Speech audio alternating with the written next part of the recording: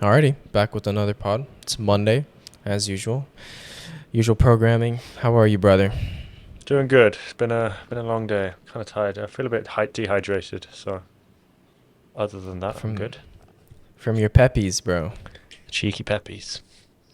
Alright. Do you want to talk about that a little bit before we get into things or no? Nah, not really.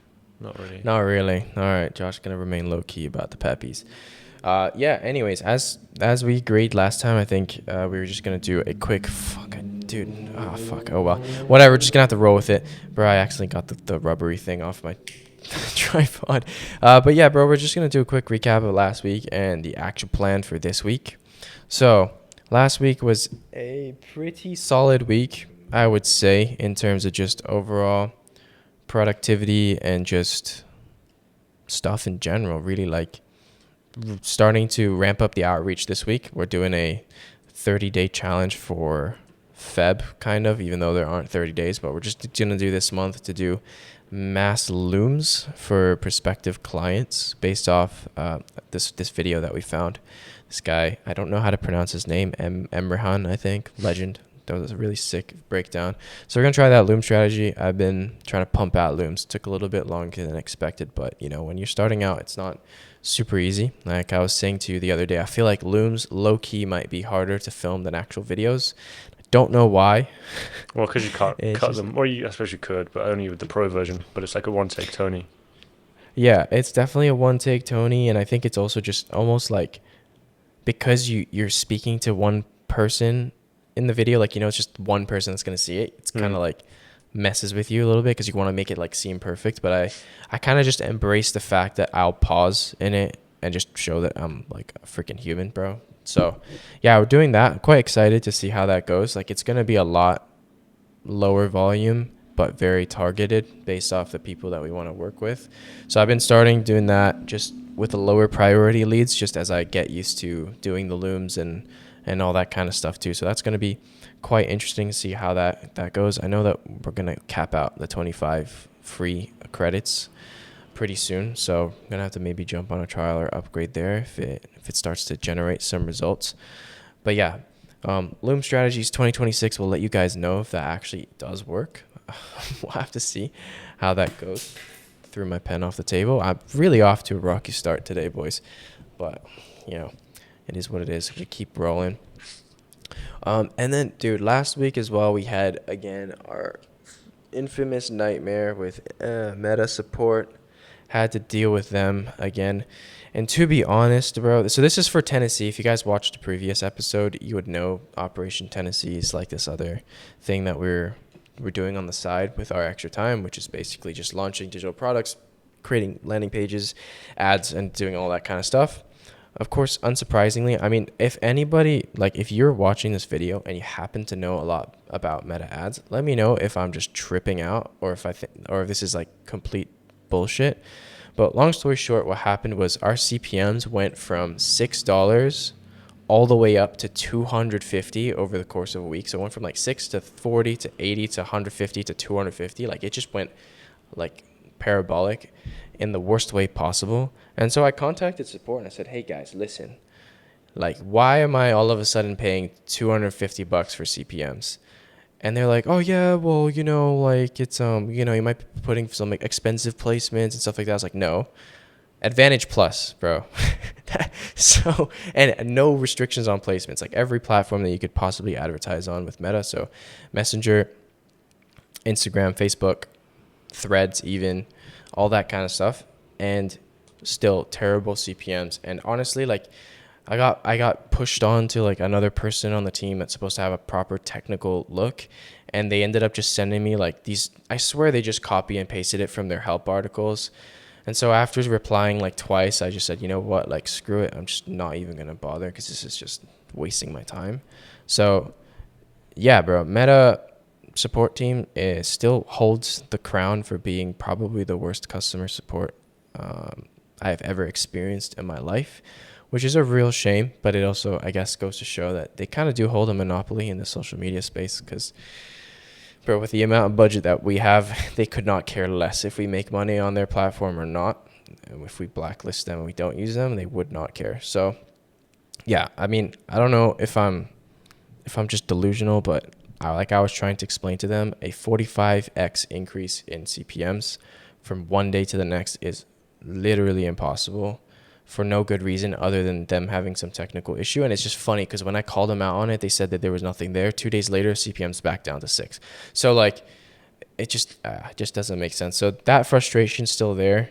But you know, it's part of running a business, right? Like, you don't really have a choice to avoid these kinds of hiccups, bro. No, that's the name of the game. I mean, we also looked at the emails just coincidentally last week. We noticed that they weren't firing too, so there was issues there. Tried to contact support. They said we'll get back to you on Monday, and it was like Friday evening. So we've been waiting 3 days, and actually I just saw that they got back to me. So that's something we can look at today. But it's just Hmm. nothing works. Nothing works all of the time. Yeah, that's true. It's kind of funny because I remember when we were in school, bro. Like our teachers were kind of like joking about how we're so reliant on technology that when it Mm. doesn't work, we don't know like what to do. And if anything, that issue that like we've perpetuated that sort of stereotype where it's like becoming overly reliant on like an email outbound tool, or in this case like meta ads. Like it's just weird because yes, you have your own business and yes, it is in your control, but at the same time like you're still at the mercy of like certain things functioning and not. Mm. So it's kind of annoying, but like we were saying, just it's part of the game. Not everything's going to be perfect. Even though we had these issues, the week overall was still good, and we choose not to let that drag the overall feeling of how the week went down, I'd say. Yeah, for sure. So yeah, we're going to be quite excited to see how this Loom campaign goes, let's say. I honestly think that should we get views, like people actually view the Looms, we could probably get some decent meetings in it. Because like I was saying to you, bro, before I started doing this, like whenever I open up somebody's Instagram that's like in our industry, so somebody that we would help, so coach, mentor, any of those kinds of people, it's quite easy to identify some low-hanging fruit that they could probably fix up quite immediately. So the objective of the Loom is just to kind of just be super candid and just tell them the truth. Like, hey, look, I was looking at your profile, I saw this, here's some quick wins, here's some ideas that I have for you. If you're interested, I'd be happy to do XYZ for free. And then maybe we could have a conversation about potentially working together. So that's kind of what we were doing with those Looms so far. I've unfortunately only managed to get 3 done today because it took a little bit longer than anticipated, but still committed to trying to hit our goal of 10 to 15. So 10 on the low end. So I'm going to go back to blasting them out probably after we're done recording this pod. But yeah, I just feel like these days it's a lot harder to stand out. So we're trying to do things that other people don't want to do because sending a Loom takes time. Speaking well in front of the camera is not super easy to do. So I just feel like if we give them that time and attention, like once they open the video, like all we need is for them to open the video, and then we're going to know if it works. Because the other problem is too is just getting buried in people's inboxes and stuff like that. But if anyone's going to know how to fix that, it's Joshua, because he's the email guy. So hopefully we'll be able to get that sorted soon, brother. Yeah, have we decided on the like multiple touch point strategy? Yeah. Yeah. So I have to write those sequences out and go over it with you later. Hmm. But the idea is just basically to hopefully show up on different platforms. We're just going to do email and Instagram for now. Just see if we can get their attention. I think email might work better for certain people, given that they probably get less emails than they do DMs. Given, a lot of the people that we're reaching out to have anywhere between 10 and 80 to 100K followers. So those people naturally just have tons of people in their DMs. So that hopefully will work. And then, of course, if we just realize that Instagram doesn't work at all in terms of those Looms working, which just focus on sending them emails. But regardless, the actual Looms themselves don't really change. Yeah. Sick. Yeah, excited to see what happens. It's nice to do things that are like fresh rather than driving ourselves insane trying to make the same thing work over and over. Because email's Mm. been tricky with us. We've had success with it in the past, but since then nothing.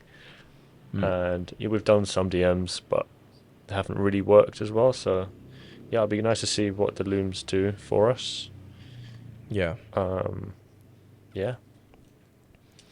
Yeah, man. The other thing as well.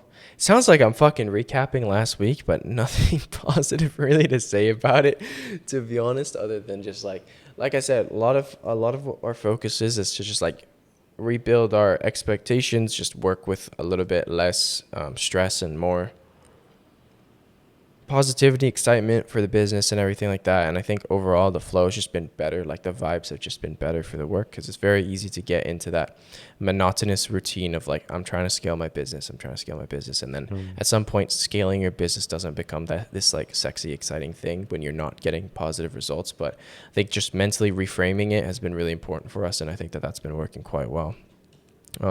We had a potential call with a prospect lined up last week that was kind of just impromptu. Somebody that is like a mutual connection who was looking for somebody to help him with the short form and stuff like that, and ended up ghosting, which was a little bit annoying given that the urgency was on their side. So, it just kind of happens, and then it's also just up to us now. I think for me personally, it's just as a matter of principle, probably won't be taking that call if things turn around unless there's like a good reason for it, just because I don't know. One of the things that we always talk about, even though we're huge advocates for like working online and on your own terms, is just there's obviously a trade-off to everything. And one of the things about like the biggest trade-off with working online is that it's just like socially normal not to show up to calls, which is kind of weird, or like just to ghost people, which, like no one is ever obligated to reply to my DM ever. Like that's not at all what I'm saying, but more so like if we've committed and agreed to make time to have a conversation and then said person disappears, it's always like a little bit frustrating to deal with, because it's just less confrontational, right? Like if somebody actually says like, hey, I'm going to take an hour to get to this place, this coffee shop, we're going to have lunch, like business meeting or whatever, and they don't show up, like I feel like that is something that most people would never do, because it's just, kind of like disrespectful. And of course, like with a call, if somebody's like 5 minutes late, it's never really that big of a deal. But it's also just kind of like bred this tolerance, let's say, for people kind of just wishy-washy doing business like kind of how they feel like it, let's say. So it's the same with like clients too. It's not just prospects. Like we've had it before. They ghosted us for whatever reason, and like continue to do so. They don't show up to the calls. They show up late. It just doesn't. Yeah, just less urgency and less respect, I think, in some senses to jump on. Absolutely, yeah. And then there's definitely stuff that we have to reflect on our side in terms of like, just making sure that we give them enough reason to want to show up, right? Because they should be enthusiastic about showing up. But yeah, just little things like that. But whatever, it is what it is. Like I'm not bothered by it. If God doesn't put that in our path, then it is what it is, right? Like, there's not much we can do about it. We don't need to force it. So yeah, that's those are kind of the L's. That's like the major like tangible recap of the week. But like I was saying before, just the mental reframe of work and everything has just been really refreshing and kind of fun. Everything's been a lot more lighthearted in the way that we do the work and everything. So that's been quite cool. I'm trying to think. Yeah, another thing that I thought was quite interesting is we just had some conversations about with other people about certain things, and a lot of social media is just purely optics, and it's so hard to believe that when you just see it so often. It's one of these things I remember, I don't know, I was watching like a video like 3 years ago, and they're talking about like these dark psychology tactics that a lot of politicians use. And it's just like, if you say the same thing over and over, even if it's not true, at some point people start believing that is actually true. And I feel like it's the same thing with social media. It's like, if you just keep posting wins after thingies, like even though it feels like there might be something off, it's just like, it just plays with your mind. It's like, oh, maybe this is real. Maybe this person really is doing this. And sometimes that just isn't the case. And so I think one of the things that we really want to lean on is that we're just like real people. Like not everything is just Lambos and McLarens, so it's just, yeah. One of the cool insights that we kind of got over the weekend from our conversations, and a conversation with, I guess we could call him a friend at this point. Yeah, I would say so. Right. Yeah. So yeah, pretty cool this week. Like I said, back on the Loom grind. Gonna have a quick re-look at Tennessee, see if we can swap some things out. Because while Meta was having fun with our money and just throwing it in the bin and lighting it on fire, we still did get a few people to go onto the website. So we're just gonna re-look at the analytics, see if we can help adjust the landing pages, make it more optimized for conversions and all that kind of stuff. I feel like that would be one of the big things that we're going to do this week. Yeah, I basically rebuilt a new, let's say, shell for it, which I think looks really sick, or at least on the desktop one for now. Obviously, we need to optimize for mobile once we get the copy up and running, but it's leaning more on, I don't know, they're like the sales marketing terms, whatever, but more on alignment. So it's like the initial landing page that we had it was like a small section of relating to the ICP, and then the rest of it was like, look at how good my product is. Whereas this new one is more leaning on relating to them more and talking about more of their specific pain points and their feelings. And it's like 70% of that. And then the last 30% is our solution, Mm-hmm. rather than, because I think the other one just might have been a bit too, hey, look at this amazing product we have, you need it, buy it now. Whereas this one's more like, hey, we're in this together. A lot of other people suffer with this issue. We understand that, and like listing specifics that they would really relate to and be like, damn, this guy really understands my issues, and I want whatever he's got because clearly he understands me more than this other website that I looked at. Yeah, for sure. I think that's definitely a good play. I saw this one guy as well. I don't know if he coined this term or if somebody else said it, but I thought it was actually really, really smart. It's like, everybody loves to go shopping, but nobody likes to be sold. Yeah. Which I think was actually really smart. It's like, it's so true. And so, yeah, I mean, I think implementing that with pretty much everything that we do would be really, really cool. Like, we don't really live by those high pressure sales tactics and or any of that kind of stuff, because it just doesn't feel human. Authentic, really. So yeah, bro, that's that. Do you want to talk a little bit about what you were just up to before we got on this call? Yeah, is there any more business stuff? I kind of want to segment it a bit. Are we done with the business? I mean, that was kind of it from last week, no?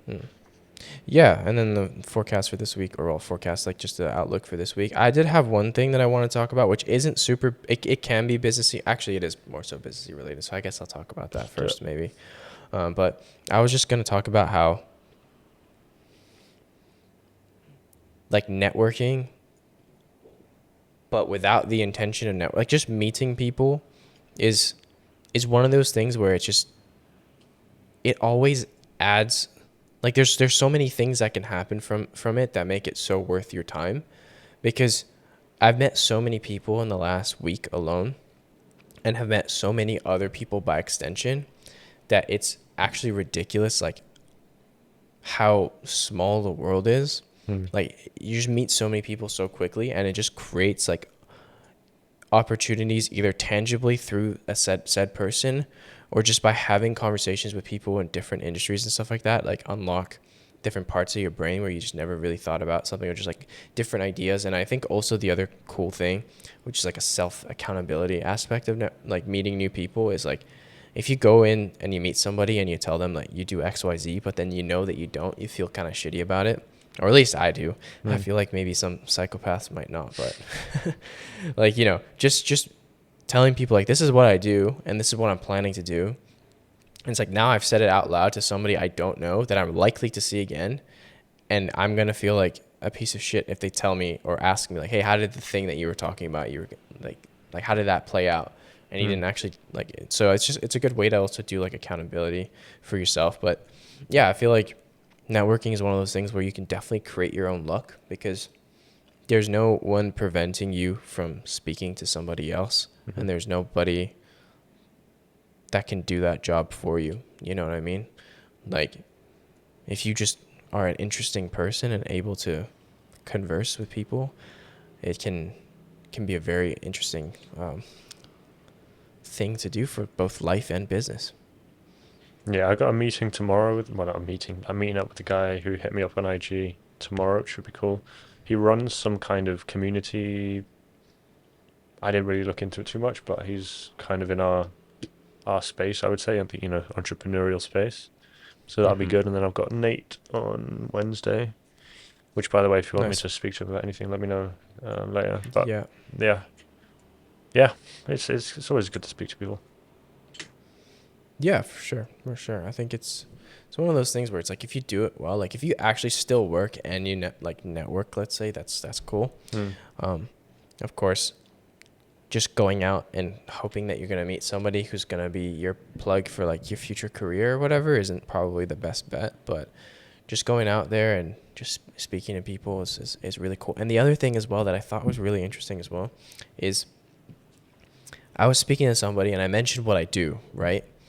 And then the topic revolving around like online coaching and mentorships and all this kind of stuff like came up, and instantly like one of my friends that I met like turned to me and he's like, "Oh, Gab's the expert. Why don't you ask him?" And it's like I found it really interesting because when you meet somebody in person, it's so much easier to build trust. Like this guy is great. We ended up spending so much time with each other in the last few days. Like he's actually a cool guy. We're just at lunch together, but he instantly trusted that I knew what I was talking about, despite the fact that he knows nothing about what we actually do. I never mentioned a single case study. I never mentioned anything. I could be like a complete fraud for all he knows, but just because like I met him, we had a nice conversation. I guess he finds me to be a likable person. Like he actually believes me, which I think is also one of the things that, like meeting and people can like replace what, or well, can be better in a way, because everybody makes judgments on a person based off the way that they represent themselves on social media. So like, you know, if I have a bunch of pictures of me like at festivals and nightclubs, people are going to be like, oh yeah, well, this guy likes to do this. But when you meet somebody like just in a restaurant, the preconceived like judgments are a little bit lower. So it's just easier to kind of like build that relationship from scratch. And I think that I found that earning people's trust is a lot easier in person. Like a lot of people that I met have just come to me for my opinion on something, despite the fact that they literally know nothing about what I do, which I thought was actually quite interesting.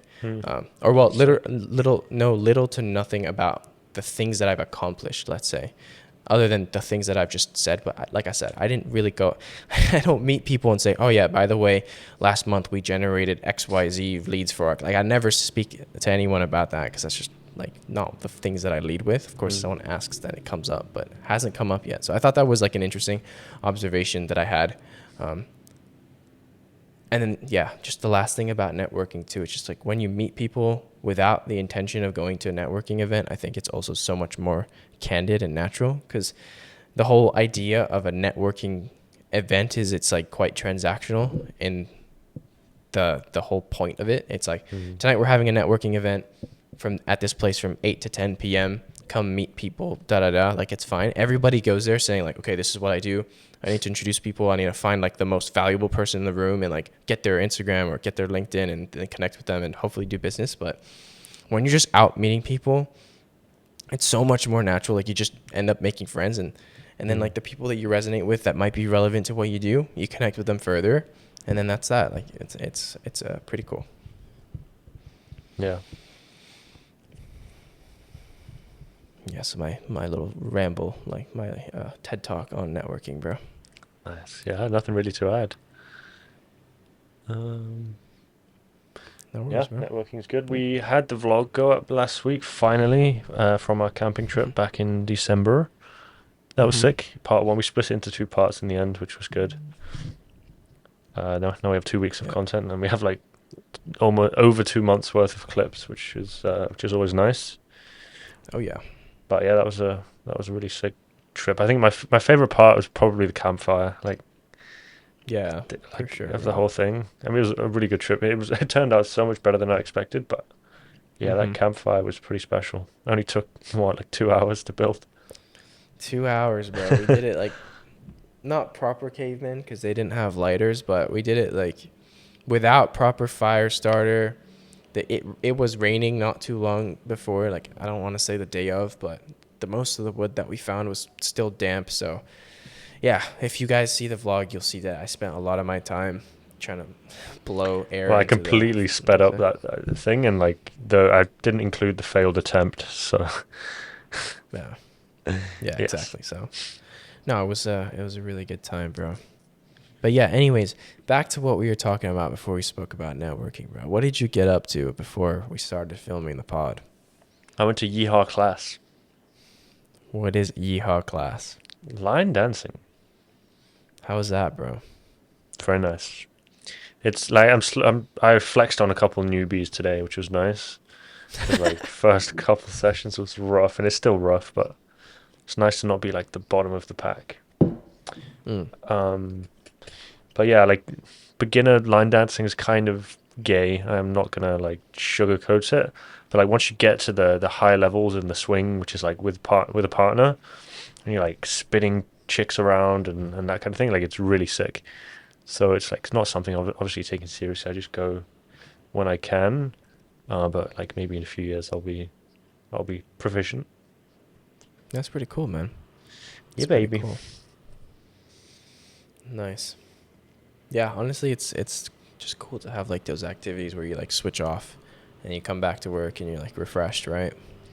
That's the one thing about any form of dance now I've discovered, because this is like the first type of dance I've ever done in my life, and obviously it's the moves in line dancing are not hard. They're so simple, but it's like trying to keep on track of like what you have next.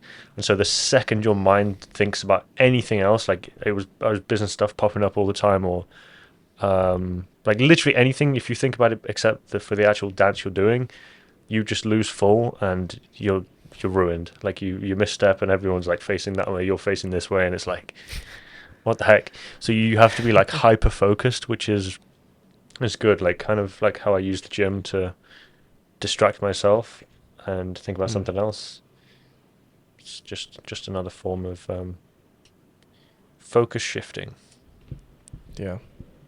That's sick, bro. That's sick. Honestly, it's like bro, it's a nice skill to have in your skill set, being able to dance in any way, honestly. I think it's Yeah, useful, so. I mean the original reason I got into it is because obviously I'm going to Tennessee, God willing, and end of the year, and I just want to be able to like go honky tonk and just vibe, just one time. Nice. Well, we're all looking forward to it. I can speak for everybody Yeah. that you know. We're looking forward to seeing those clips, bro. Those videos of you dancing in the honky tonk, bro. Well, I got no cameraman with me, so I don't know how I'm doing that, but maybe. Meta glasses, bro. That'd be so cool. That would be sick. Yeah. Cool, man. Yeah, I mean, today, honestly, not too much like new stuff to talk about. We also didn't really prep for this pod, but it's meant to be like quite candid, quite loose in its structure. So I don't have much else to add. No. On my side, other than just, some of the observations I made over the weekend or over the last week, really just meeting a ton of new people. Keeping track of all the names and stuff like that. It's quite it's quite heavy, but it's always cool to just meet new people. It's very interesting to see how so many people from so many different walks of life end up like how they end up where they end up and stuff like that. Because in a place like Bali, nobody's really like doing your conventional thing. Let's say like no one. Not many. Actually, I met somebody who had like a standard corporate job. Only one of like 12 people.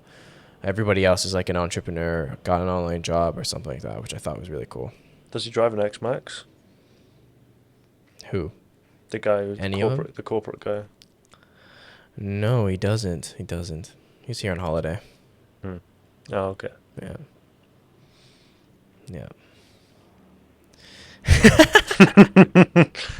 Bro, stop looking at me like that. Bro, it's okay. All right, guys. Well, there's some inside jokes that'll probably never be public. What? Yeah. Anyways, that's that, really, guys. Yo, like I said, fuck it. This is meant to be like raw as stuff as shit, and this is meant to be for us more than anything. When we look back in the future, if any of you are watching this and kind of just relate to the fact that Josh is yawning, and It's been a long day. It's a grind. It's a grind. So yeah, that's a wrap for today's pod. I'd say, to be honest, not a whole lot more. I think that needs to be discussed. Always fun playing around with the podcast mic. I feel like a professional when I do this. But yeah. Nice. Yeah, guys. I hope you guys have a solid week. Start out the Monday strong. If you're watching this, you're probably watching this towards the end of the week or at the end of your day on a Monday.